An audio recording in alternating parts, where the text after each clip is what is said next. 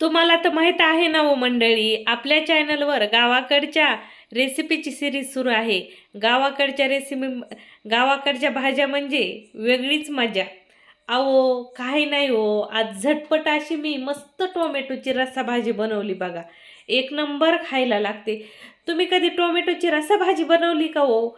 बनवली असल नसल, पण आमच्या गावाकडं अशा मस्त लाल जरी टोमॅटोची रस्साभाजी खूप छान आणि झणझणीत बनवली जाते बघा.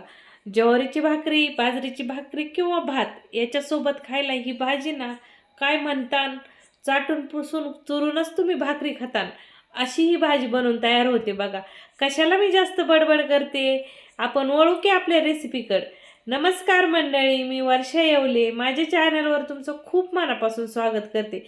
चला मग आपण बनवूया टोमॅटोची भाजी. आता ह्या भाजीची मेन गोष्ट सांगते बघा सगळ्यात अगोदर तुम्हाला. ती म्हणजे काय, हे टमाट्याचं कालवण आहे ना, या टमाट्याच्या कालवणाला फोडणी जितकी छान देताल ना तितकीच ही टमाट्याची भाजी खायला भारी लागते बघा.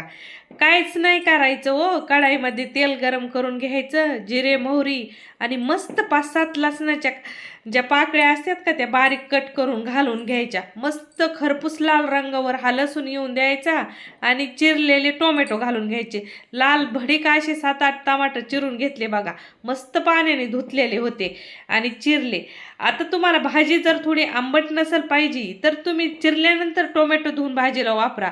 पण तुम्हाला थोडीशी आंबट भाजी हवी असेल ना तर माझ्यासारखे टोमॅटो चिरून घाला बघा. एवढी भाजी भारी लागन ना तर विचारूच नका. आमच्या घरी ना आम्ही टोमॅटोची रसाभाजी हप्त्यातून एकदा तर करतो बाई. बाया आताचं काय झालंय माहिती का, नुसती टोमॅटोची चटणी भाजीला टोमॅटो घालतात बाया. पण आमच्या गावाकडं अशी मस्त टोमॅटोची झणझणीत रशाची भाजी करतात वा, खायला खूपच भारी लागते. आता काय केलं ना, टोमॅटो मी तेलात परतून घेतले, हळद मीठ आणि तिखट घालून घेतलं बघा. या भाजीला दुसरे मसाले घालायची काही गरज नाही, काही पंचायतच नाही. झटपट दोन मसाले टाकले आणि भाजी तयार. खूप भारी बनून तयार होते बघा. मसाले टमाटे संग मिक्स केले आणि पाणी घालून घेतलं. आओ चवीनुसार मीठ देखील घालून घ्यायचं. मीठ टाकायचं विसरू नका बरं का, नाही तर माझ्याकडे लक्ष देता देता मीठ टाकायचं विसरतात भाजीत. भाजीला उकळायला सुरुवात झाली की लगेचच भाजलेल्या शेंगदाण्याचा कूट घालून घ्यायचा भाजीत. मस्त तो भाजी सरभरीत करायची म्हणून चांगला अर्धा वाटी भरून कूट घातला बरं का. तुम्हाला ह्या भाजीत डाळ घालायची असली तरी घालू शकता.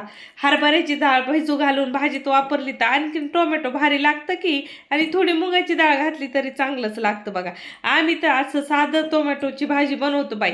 साधी फोडणी घालायची, पाणी घालायचं आणि शेंगदाण्याचं कूट घालून मस्त भाजी उकळून घ्यायची. तुम्ही पाहू तर शकता की माझी भाजी उकळायला सुरुवात झालेली आहे.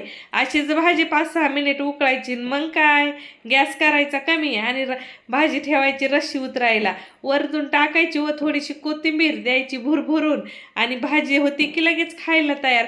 ही भाजी भातासंग खा नाही तर भाकरी संग खा, कशा संग बी खूप भारी लागती. अहो इतक्या वेळ रेसिपी बघितली, कमेंटमध्ये सांगायला विसरू नका बरं का की भाजी कशी वाटली. आणि तुमच्या घरी तुमच्या लेकरांना नवऱ्याला बनवून नक्कीच खाऊ घाला. आणि परत भेटू की अशाच नवीन काही रेसिपी सोबत. तोपर्यंत तुमची आणि तुमच्या लेकरा बाळाची काळजी घ्या बरं का.